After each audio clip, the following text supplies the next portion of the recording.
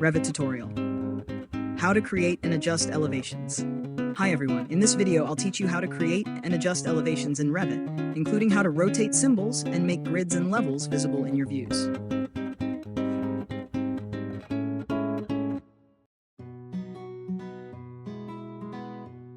Type KS to open the keyboard shortcuts window.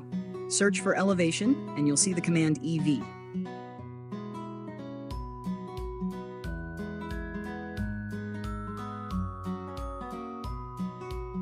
Type EV to activate it, and the elevation symbol will appear. By default, the elevation arrows point to the left side. On the project browser, left side, you'll also see the list of elevation views that were created. Zoom in, then click the elevation symbol. A rotate icon will appear. Click it and drag to rotate. Rotate the triangle so it points downward from left to bottom.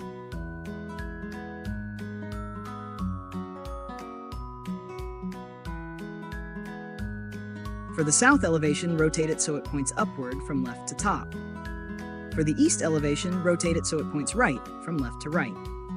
Finally, for the west elevation, rotate it so it points left. Next, check the elevation views to see if the grid lines are visible. Click the north elevation symbol, then click its triangle. A horizontal line with an up-down arrow will appear at the bottom. Click the down arrow and drag downward until it covers the entire area. Open the north elevation view. Now you'll see the grids and levels.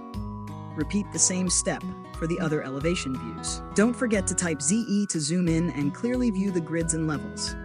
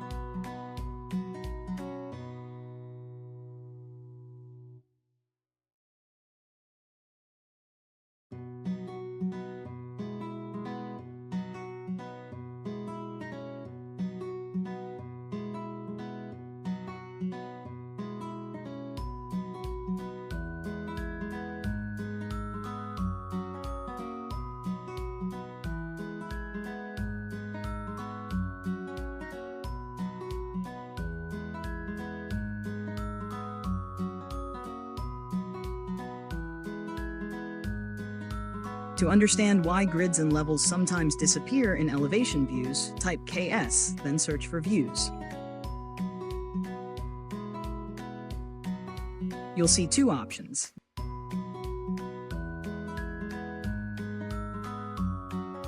WT equals shows two views in one screen, elevation view and floor plan view of level 1. Type WT to arrange your screen into two views. Now when you adjust the boundary line of the elevation, the crop view, you'll notice that the grid lines and levels may disappear if the crop boundary does not cover them. TW equals shows only one view in the screen. Thanks for watching. Don't forget to like and subscribe for more Revit tutorials.